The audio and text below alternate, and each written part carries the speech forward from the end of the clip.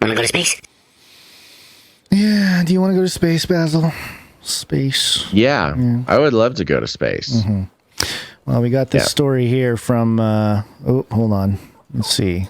I'm sorry, I got dog crawling on me. I got a website that's not pulling up. It's from express.co.uk, and the headline is supposed to be, oh no, it's not responding. I don't know what happened to the page. You want to take it? Do you have it?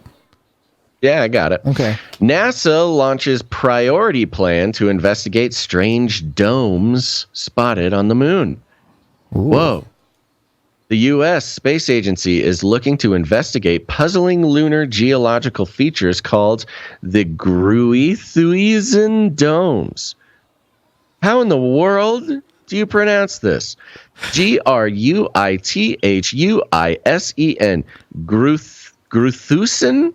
Gruithuisen domes. Gruithuisian domes. I don't know. These domes are two mysterious structures. Oh, I get it.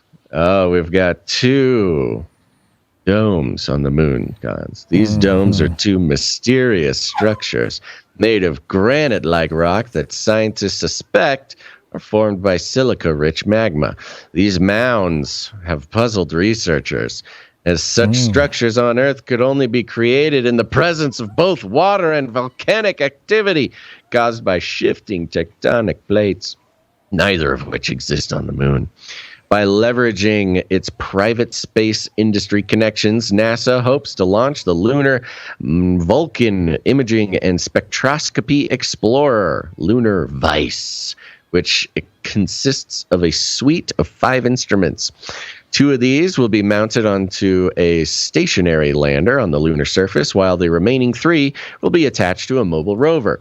The rover will have to scale the top of one of these Gruithuisian domes within 10 Earth days in order to explore its chemical composition and understand these structures.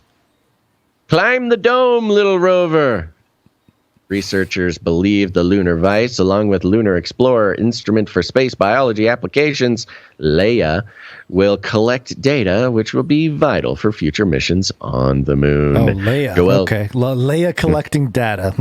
Okay. Yeah, Leia's going to go check out the mounds. Joel Kearns, Deputy Associate Administrator for Exploration on NASA's Science Mission Directorate, said, quote, "The 2 selected studies will address important scientific questions related to the moon.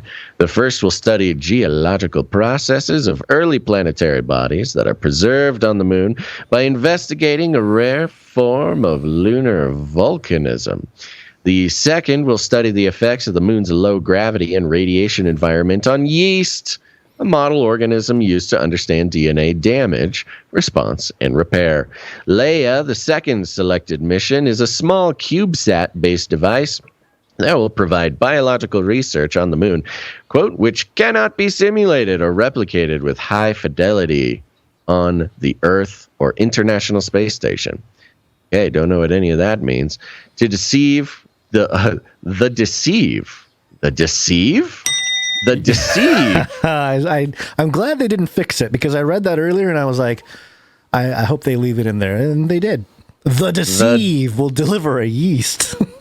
The deceive will deliver a yeast known as Saccharomyces cerevisiae to the surface of the moon and study how it responds to radiation and lunar gravity. Wow, they just love this yeast, huh? According to NASA, the yeast serves as an important model of human biology, particularly in the areas of genetics, cellular and molecular replication and division processes, and DNA damage response to environmental factors such as radiation.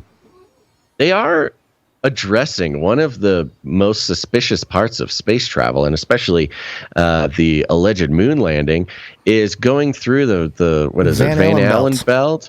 Yeah, the radiation is so high that no living thing should be able to make it through. Except in 1969, when we flew to the moon, allegedly. We had tinfoil. Oh, yeah, and tinfoil. We had the tinfoil protected to everybody. But even more so, being on the moon, you don't have the protection of the magnetic field, which is supposed to, protect our bodies from getting zapped by cosmic rays and such, messing up our biology. According to the statement from the space agency, the data returned by Leia, in conjunction with previously existing data from other biological studies, could help scientists answer a decades-old question of how partial gravity and actual deep space radiation in combination influence biological processes.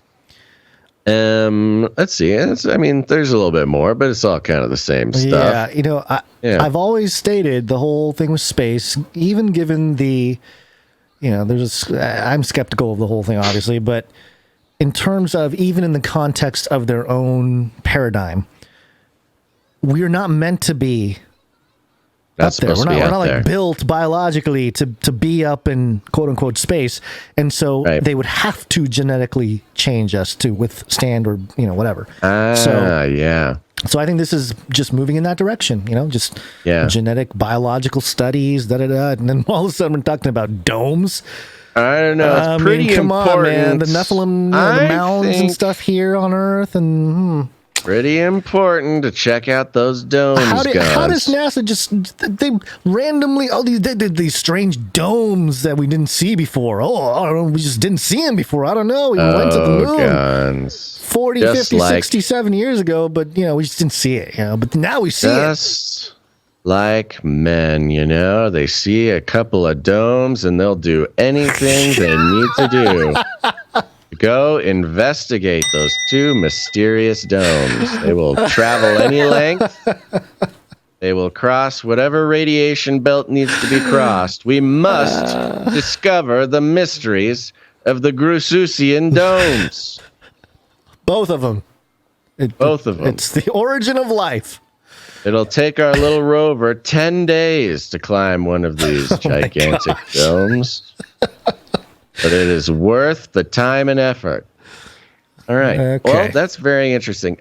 Notably, they don't mention any of these private space companies that they're working with. This is one of the things, the battles between Bezos and Elon. And Bezos keeps, throwing literal temper tantrums when he doesn't get, when Blue Origin doesn't get these contracts. Yeah. So, it's a very strategic thing that they did here, not mentioning which company, private space company, is involved in this. Yep.